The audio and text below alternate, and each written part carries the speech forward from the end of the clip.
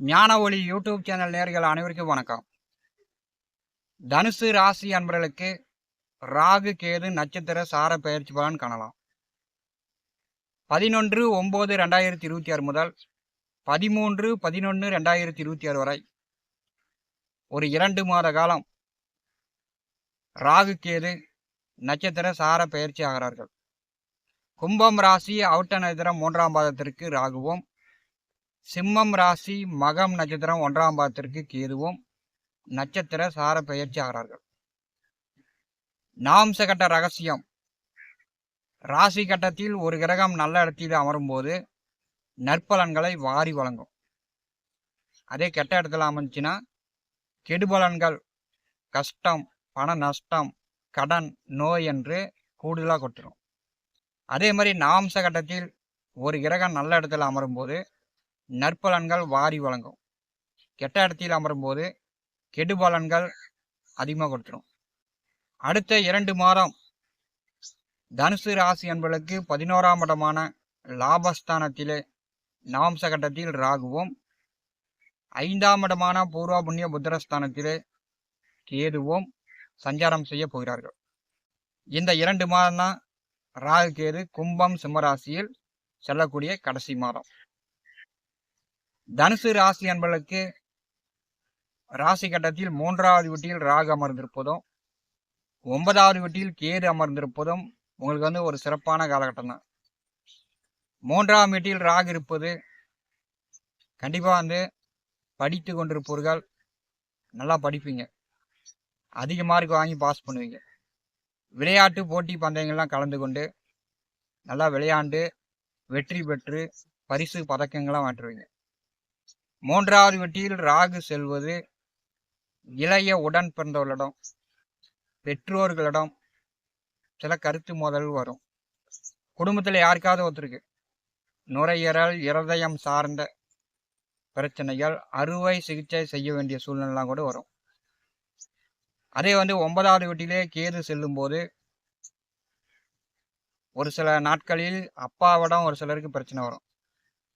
அப்பாவோட நீங்கள் சொத்து பிரிச்சு விடு, எனக்கு பணங்காசு ரீதியாக உதவி செய்ய அப்படின்னு அப்பாவோடம் ஒரு சில நாட்களில் நீங்கள் சண்டை கட்டக்கூடிய சூழ்நிலை.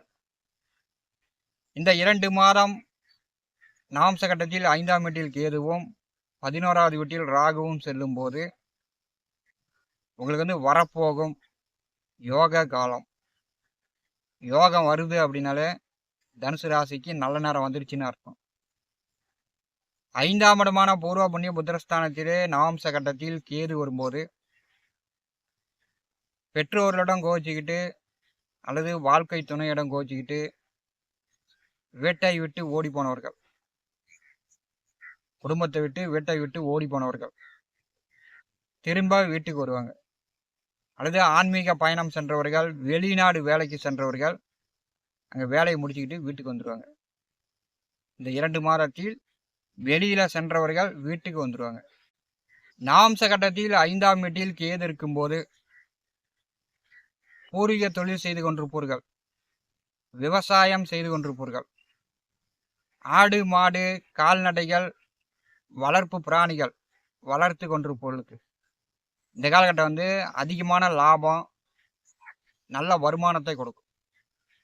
நாம்ச கட்டத்தில் 5ஆம் வீட்டில் கேது வரும்போது 5ஆம் வீட்டில் கேது வரும்போது குழந்தைகளுக்கு பார்த்தீங்கன்னா உஷ்ணாதிக்க சம்மந்தப்பட்ட நோய் நொடிலாம் வரும். குழந்தைங்க வண்டி வாகனத்தில் போகிறாங்க அப்படின்னா பொறுமையாக போயிட்டு வாங்கன்னு நீங்கள் புத்திமதி சொல்லி அனுப்பணும். எல்லாம் கீழே விழுந்து காயம் ஏற்படுத்திக்குவாங்க. அடுத்த 2 மாதம் உங்கள் குழந்தைங்க வண்டி வாகனத்தில் போகும்போது பொறுமையாக போயிட்டு பொறுமையாக வாங்க அப்படின்னு சொல்லி கொடுக்கணும். வண்டி வாகனத்தில் வேகமாக போனாங்கன்னா கீழே விழுந்துருவாங்க. ரியல் எஸ்டேட்டு, கட்டிட தொழில் செய்யக்கூடியவர்கள், விவசாயம் செய்யக்கூடியவர்கள் ஒரு நல்ல லாபகரமான அடுத்த 2 மாதம் ஒரு நல்ல வசதி வாய்ப்புகளை தனுசு ராசி என்பதற்கு கொடுக்கும்.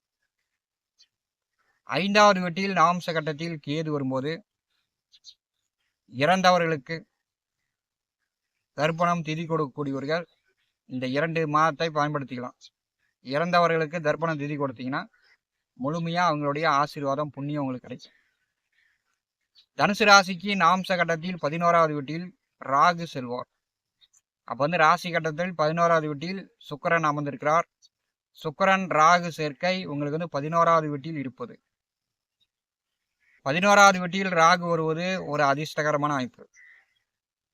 நண்பர்கள், கூட்டாளிகள், மூத்த உடன் பிறந்தவர்கள் மூலம் தனுசு ராசிக்கு ஒரு நல்ல உதவிகளாம் கிடைக்கும். உங்க தொழிலுக்கு வந்து உதவி செய்வாங்க. நாம்ச கட்டத்தில் 11வது வீட்டிலே ராகு சுக்கிரனோடு இணைந்து செல்வது போல் இப்போ இந்த காலகட்டத்தில் வேலை தேடி கொண்டிருப்பவர்களுக்கு உடனே வேலை கிடைக்கும். வேலை, தொழில், உத்தியோகம் பார்க்கக்கூடியவர்களுக்கு நல்ல லாபம் வரும். புதிதாக வண்டி வாகனங்கள் வாங்கிக்கலாம். தங்க நகை எடுக்கலாம். உங்களுக்கு 11ஆம் இடம் லாபஸ்தானம் மிக பலமாக இருக்கும். வண்டி வாகன தொழில் செய்து கொண்டிருப்பவர்கள் 2-3 வண்டி சேர்த்து வாங்கி கொள்ளலாம். அது வந்து நண்பர்கள், கூட்டாளிகள் உதவிகள் சப்போர்ட் கிடைக்கும். பேங்கில் லோன் கேட்டாலும் லோன் கிடைக்கும். நாம்ச கட்டத்தில் 11வது வீட்டில் ராகு செல்வது தனுசு ராசிக்கு ஒரு யோகமான காலம் தான். 5-11 சர்ப்ப கிரகங்கள் நாம்ச கட்டத்தில் செல்வது இந்த காலகட்டம் உங்களுக்கு நல்ல லாபங்கள் வரும். தனுசு ராசிக்கு 4வது வீட்டிலே சனி வந்து வக்கரகதியில் வருகிறார். சனி வக்கரமாக இருக்கும்போது வீடு கட்டிக்கலாம், வீட்டு மனை சொத்துக்கள் வாங்கலாம், விவசாயம், ஆடு மாடு, கால்நடைகள், வண்டி வாகன இயந்திர தொழில் இப்போ வந்து நல்லா போகும், நல்ல வருமானத்தை கொடுக்கும். தனுசு ராசிக்கு 8வது வீட்டிலே குரு பகவான் வந்து சஞ்சாரம் செய்கிறார். ராசி அதிபதி மட்டும் 8ஆம் வீட்டில் இருப்பது உங்களுக்கு வந்து ஒரு அவசரத்தையும், அர்ஜென்ட்டையும், பண இழப்புகளையும், குழந்தைகள், வாழ்க்கை துணையுடைய உடல் ஆரோக்கியத்தில் கவனமாக நீங்கள் செயல்படணும். இது உடம்பு சரியில்லாம போகுது அப்படின்னா உடனே வந்து மருத்துவம் பார்த்து கொள்ள வேண்டும். அசால்ட்டாக விடக்கூடாது. ஏன்னா உங்கள் ராசிநாதன் 8ஆம் வீட்டில் செல்லும்போது கண்டிப்பாக வந்து பொறுமையாக தான் எதையும் தனுசு ராசி என்பர்கள் செயல்படுத்த வேண்டும். அவசரப்பட்டால் உங்களுக்கு வந்து சாதகமெல்லாம் போயிடும். ஞான ஒளி யூடியூப் சேனலை பார்த்து கொண்டிருக்கக்கூடிய நண்பர்கள், இதுவரை நம்முடைய சேனலை சப்ஸ்கிரைப் செய்யாத நண்பர்கள் மறக்காமல் சப்ஸ்கிரைப் செய்து கூடவே இருக்கின்ற ஆல் பட்டன் அழுத்திங்க. தினந்தோறும் நம்முடைய சேனலில் ஜோதிட பலன்கள் பதிவிடப்படும். உடனுக்குடன் பார்த்து பயன்பெறுங்கள். நன்றி, வணக்கம்.